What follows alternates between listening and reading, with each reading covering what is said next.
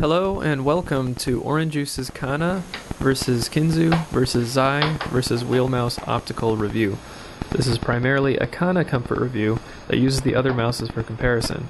As a note, for those interested in the Kinzu V2 or the Sensei, the Kinzu V2 is the same size as the old Kinzu, and the Sensei is the same size as the Xai. The mouse surfaces in front of me are the SteelSeries QCK Heavy, SteelSeries 9HD, the Ice Mat, aka the SteelSeries Experience i2, and the Funk F30R. Let's first take a look at some dimensions. Notice how the Kana and the Kinzu are just about as thin and tall as each other.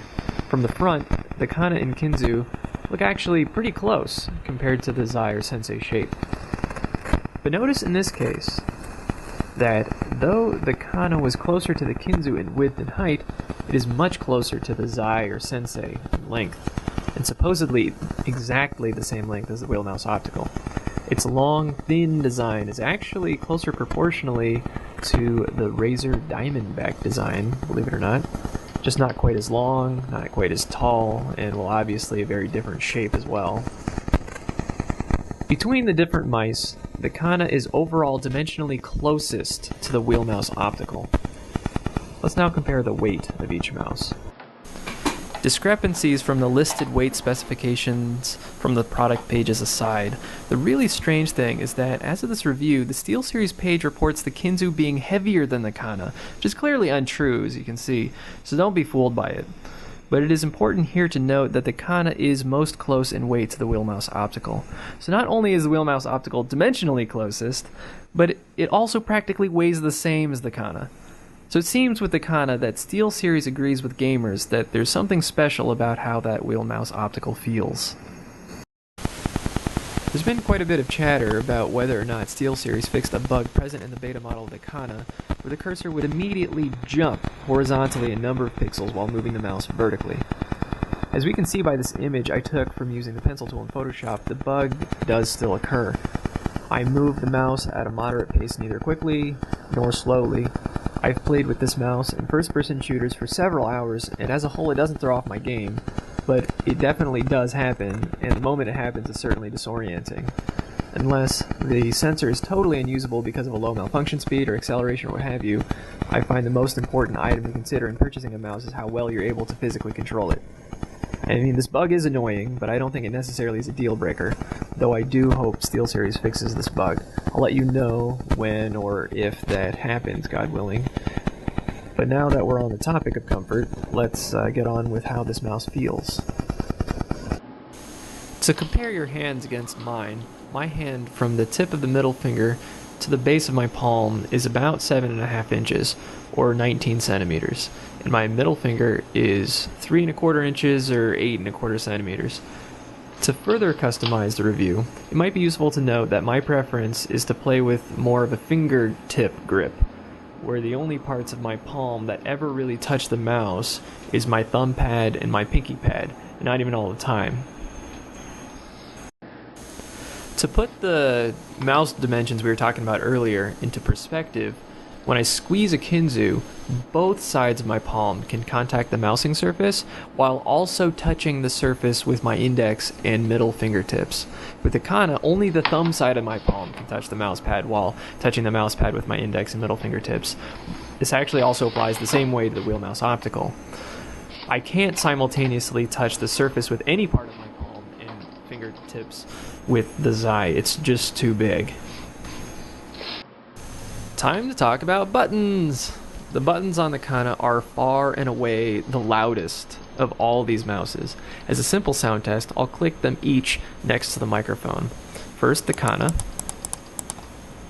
Kinzu, Xai, Wheel Mouse Optical. Notice how the Kanas are very clacky. If loud mouse clicks bother you, then steer clear. I mostly like to game with headphones on, so I don't really notice. Plus, I use mechanical switches on my keyboard, a loud glass mouse pad, so I'm used to loud computer peripherals. The switches themselves are also a bit harder on the Kana than the other mouses. I feel like I can click more quickly with the Xai than either the Kana or the Kinzu. Despite how the buttons feel and sound, I haven't noticed any problems with them yet, like how one of my Kinzus developed a rapid click problem, similar to the problems that have plagued so many Razer mouses. I'm also pleased to report that the Kana's side buttons are positioned very well. I haven't accidentally clicked them yet. However, for fingertip mousers, it might be a little cumbersome to reach that button. For palm mousers, on the other hand, it's a bit easier. As a final note, it seems that the right-click button on this Kana is easier to press than the left-click. And so you might accidentally click it occasionally, especially if you rest both your middle finger and your ring fingers on it. How about them scroll wheels? In the order of how rigid each scroll bump is, or how hard it is to scroll, from most hard or rigid to the least, the Xai is the hardest and most distinct, then the Kinzu, then Kana, then finally the Wheel Mouse Optical, which actually gives only a very light tactile sensation. To press the scroll wheel button, it requires actually about the same amount of force for each of the SteelSeries mouses, at least compared to the very light Wheel Mouse Optical button. The Xai requires the most force, followed by the Kana, then the Kinzu. Not only is the scroll wheel itself very large on the Kana, but it protrudes much more than the other mouses for some reason. It doesn't really bother me. In fact, I find it easier to not accidentally scroll while trying to click the button. However, I find also takes longer to go from the left click to the scroll wheel on the Kana than the others.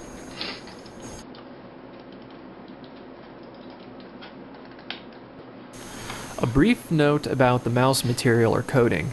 The Xai and Kinzu both have a composite rubber texture on both the top and the sides of the mouse.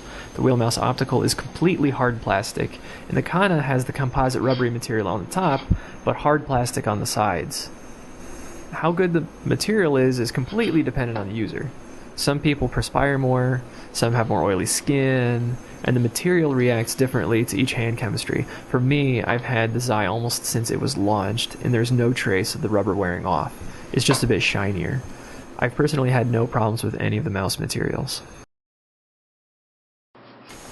Let's talk about the mouse feet and how they glide on the different mouse pads. To start off, I want to report that the Kana sensor performs well on my hard cloth and glass surfaces, unlike the Kinzu that doesn't track on glass.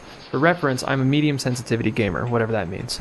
But more specifically, I don't use acceleration, and my real sensitivity is around 8 inches or 20.5 centimeters per 360 degrees in shooters.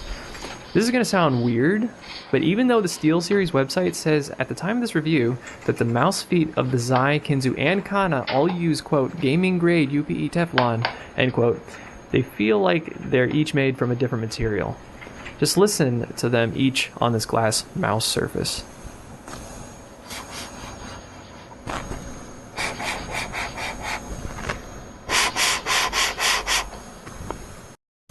I mean, what the heck? The Kana is by far the smoothest and quietest. I don't know, maybe I'm just crazy.